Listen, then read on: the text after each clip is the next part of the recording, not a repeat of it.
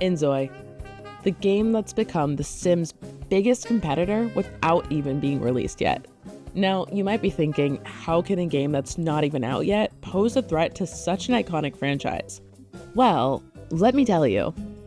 It's all about the gameplay, the features, and the vision behind it. So let's dive into why Inzoi might just be the biggest challenge The Sims has ever faced. So what makes Inzoi different from The Sims? First off, the customization. You have way more control over how your Sims look and behave. The game offers far more flexibility in its character creation system, and the open world environment is a game changer. Unlike The Sims 4, which restricts certain customization features behind multiple DLCs, Inzoi provides a lot more at launch. The ability to design neighborhoods and have interactions with deeper consequences. It's a game that puts the focus back on the players, not on the money that they spend on DLCs. What's interesting is how Inzoi's development team took what The Sims has been doing for years and refined it. It's a game with heart, and it's clear the developers are listening to what the community wants. Things like more intuitive character AI, dynamic stories that unfold based on your choices, and a system that lets your Sims grow and change over time. This is where Inzoi starts to edge out The Sims. It's giving players what they want, no strings attached. But to be fair, The Sims is legendary for a reason. No life sim has had the same level of cultural impact. It created the genre, and it's still the most well-known name on it. But the problem? EA knows this, and they've been milking the franchise for years. Sims 4 launched in 2014 and still relies on overpriced DLC for basic features. Take, for example, The Sims 4 Pets, which was fine on its own, but then they released My First Pet stuff, and guess what? It should have just been included with pets to begin with. It's one of those frustrating moments where players feel like they are paying for content that should have been part of the base game or a bigger expansion. And it's not just one example. Let's look at the numbers across the games.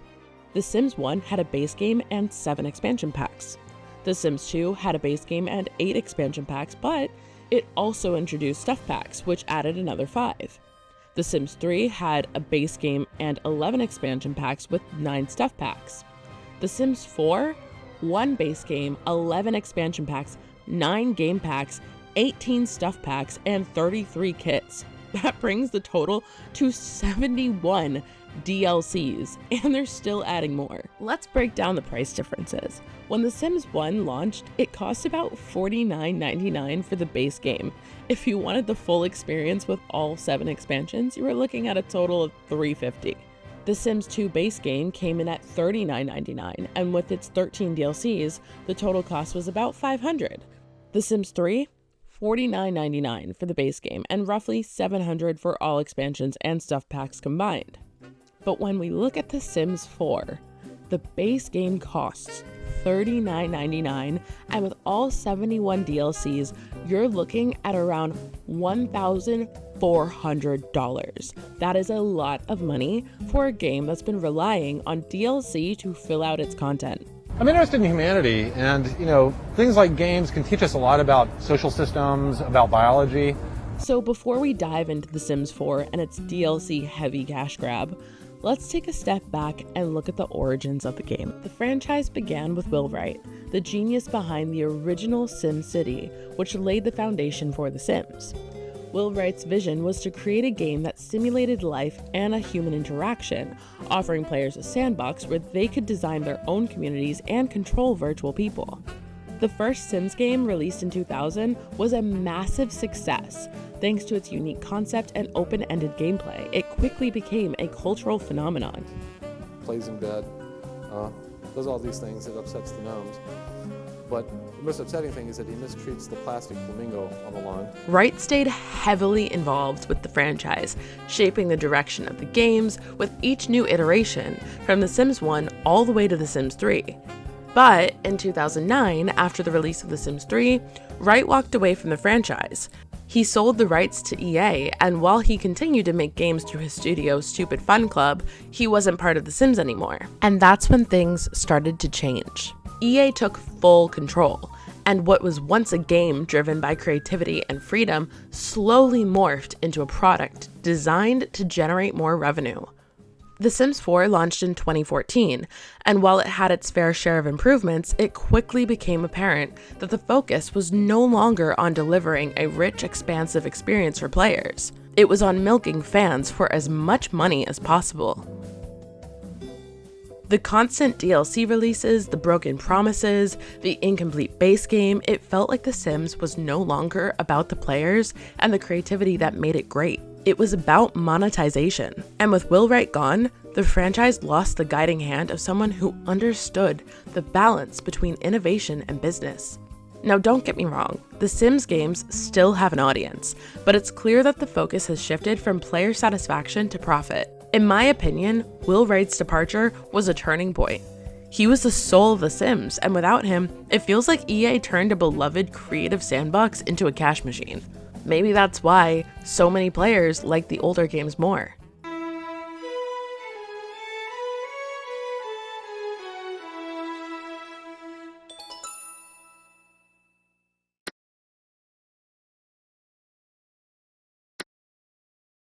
When The Sims 1 was released, it was so simple yet so charming. The character creation system was basic by today's standards, but it was surprisingly effective for its time. There was something nostalgic about the Comic Sans font and the minimalistic approach to the gameplay. It wasn't trying to be anything it wasn't. It felt like a game that started from scratch and built itself into something bigger. It was fun, easy to get into, and offered a lot of creativity, all without overwhelming players with complicated systems. Then came The Sims 2, and this is where the game started to add layers of depth. The addition of family trees visible on the neighborhood map made the world feel interconnected, like your Sims were a part of a living, breathing community. The Sims could step over objects, lay on the couch, and act out drama just like real people. The detail was insane for its time. It felt like the developers weren't just creating a game, they were telling stories. And let's talk about those memories. Each Sim had their own history. Things like their first kiss, their promotion, or the day they got married. It felt like the devs had played through these households themselves before releasing the game, making them feel alive, real, and unique. It added so much character to the game, and you could see how the decisions you made affected the Sims' lives. You could literally feel the drama unfold as your Sims experienced it. This wasn't just a game, it was a living soap opera with each family. So, is Inzoi really the future of life simulation games? It's hard to say, but one thing is clear, it's already making waves in ways The Sims hasn't been able to in years. The balance between player creativity, meaningful progression, and content at launch is something EA's The Sims 4 has struggled with tremendously. And Inzoi may just be the push the genre needs to evolve again. Will The Sims ever recover from its DLC-heavy cash grab nature? We'll see. But Inzoi is definitely showing us what's possible when developers actually listen to the community. Let me know what you think in the comments. Is Inzoi the new king of life simulation, or is The Sims still the game to beat? And don't forget to like, share, and subscribe for more content on all things gaming. I'll see you.